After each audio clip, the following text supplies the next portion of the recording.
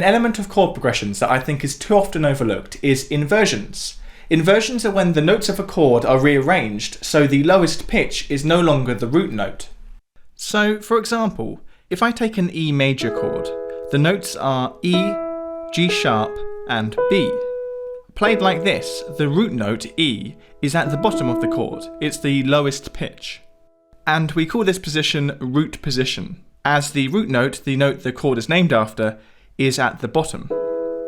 But if I move the E to the top of the chord, now the G sharp is left as the lowest pitch. This is inversion, this chord has now been inverted. The chord is an E major chord in first inversion. But it's not really a different chord.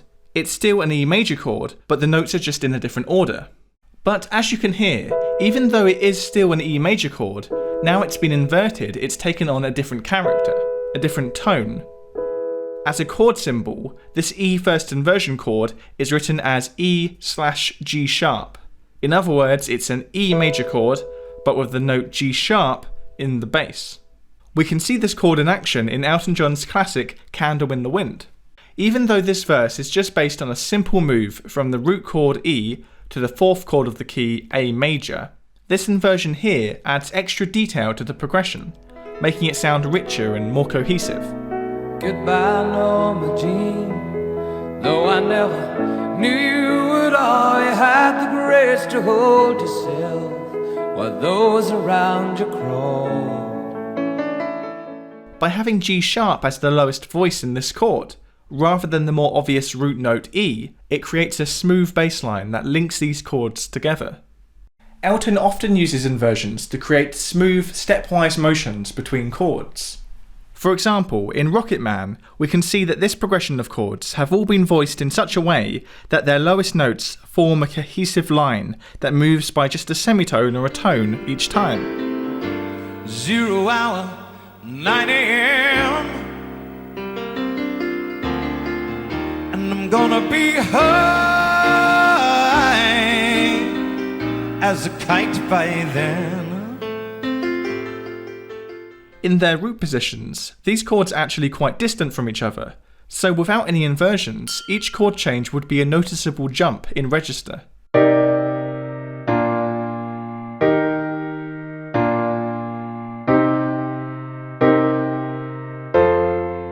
But by using some inversions, the exact same chords can be voiced right next door to each other, creating this smooth, stepwise line between them, gluing them into a more cohesive movement.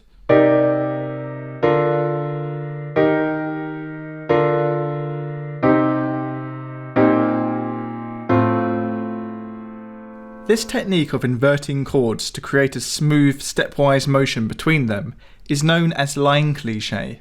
The term line cliché originates from jazz-era songs when, as the name suggests, songwriters would use this technique so often that it was considered a cliché. But like all clichés, there's a good reason why it's so popular, and Elton certainly seems to agree. We can see line clichés in many of Elton John's songs. For example, Don't Let the Sun Go Down on Me. You can see here that the chords of the chorus use inversions to create a smooth, descending line. Don't let the sun go down on me.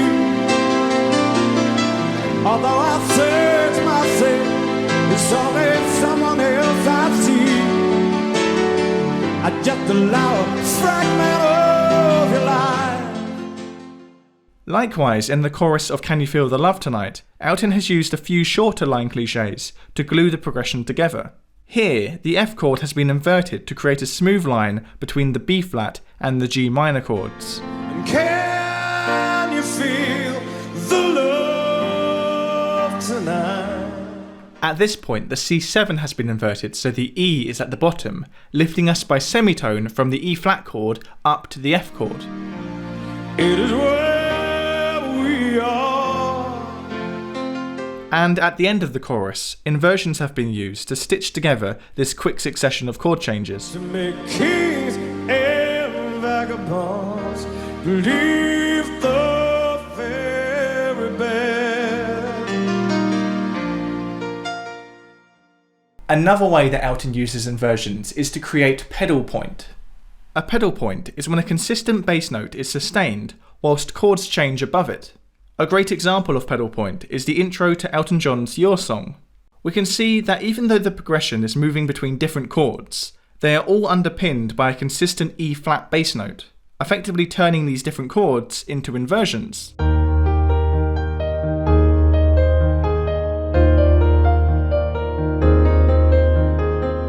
By pedaling the E-flat in the bass, these chords sound simultaneously like they are moving and developing, whilst also maintaining a sense of being anchored in place. It's a simple technique but a powerful one. So you can hear the difference it's making. This is what Your Song's intro would sound like if it didn't use inversions, and the bass notes instead followed the roots of each chord.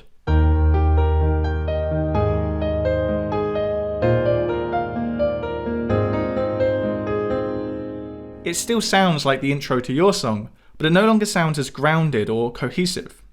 Elton also used this pedal point technique on the piano intro to Tiny Dancer. Once again, by keeping a C as the bass note whilst the chords change above, it anchors the progression in place.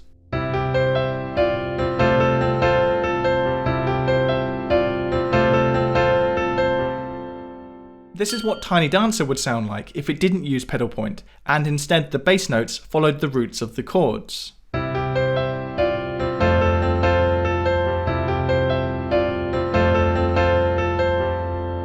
Also, in case you're wondering, the term pedal point comes from organ playing, where the player can play bass notes using a keyboard of pedals at their feet. So an organ player can hold down a sustained bass note using a pedal, whilst they play changing chords above using the keyboard manuals.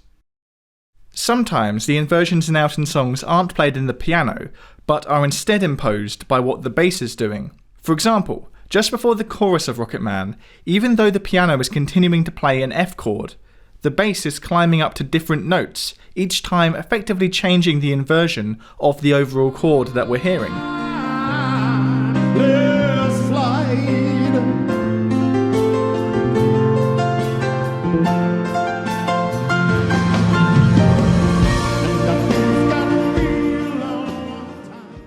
Also, throughout the verse of I'm Still Standing, the bass continues to pedal on the root note B flat, despite the changing chords above. This pedal point creates tension which is only released when the bass finally changes pitch here.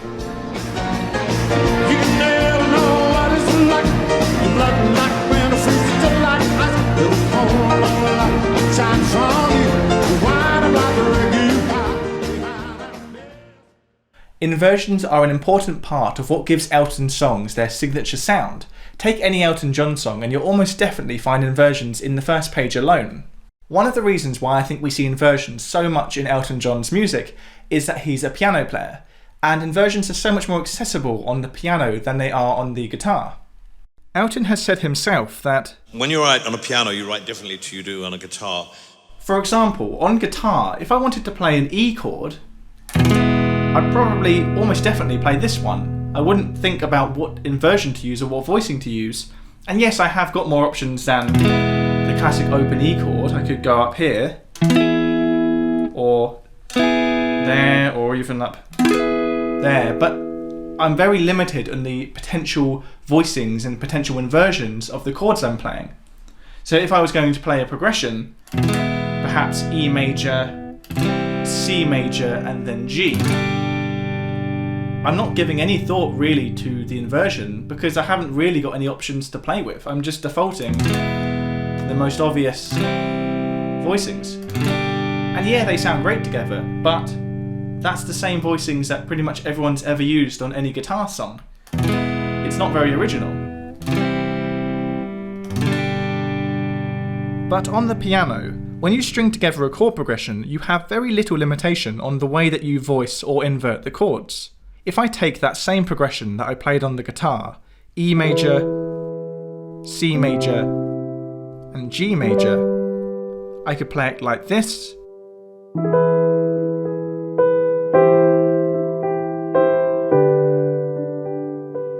or like this,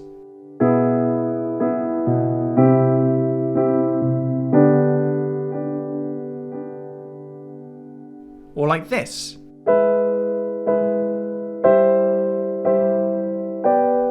Each with their own character.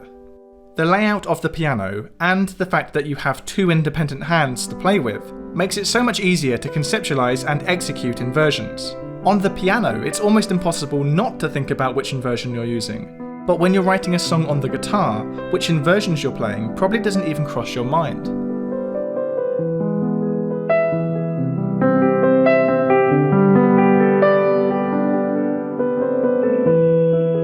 So if you can think of any other examples of songs that use inversions in a significant way by Elton or by anyone else, then do leave a comment down below.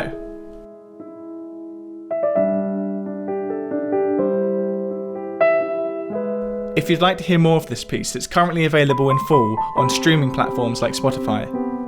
I've linked to it in the description. And a massive thank you as always to everybody who supports me on Patreon, including the names you can see on screen right now, and Abigail Allen, Andre Sainz-Diaja, Andrew Brown, Austin Barrett, Austin Russell, Bob McKinstry, Brittany Parker, Cameron Allavaila, Chris Cabell, Christopher Ryan, David Lee Fish, David Rivers, Donald Howard, Dr. Darren Wicks, Eleanor Skorchenko, Esben Hansen, Eugene Leroy, Eyes, FD Hodor, Guillermo Latona, James Kao, Jay Kokensparger, Joe Watson, John Dye, Jonas Soderstrom, Justin Vigor, Lavender Mint Rose, Mark Height, Melody Composer Squared, Michael Vivian, Nancy Gillard, Nathan Lawrence, Paul Muller, Paul Pazel, Peter Dunphy, Piotr Chmielowski, Roger Clay, Sam Lynn, Scott Fenley, Sean Kennedy, Steve Daly, Stephen Lazaro, Tim Beaker, Trisha Adams, Tim Payne, Toot, Victor Levy, Vidad Flowers, Vladimir Kodakov, and Volti.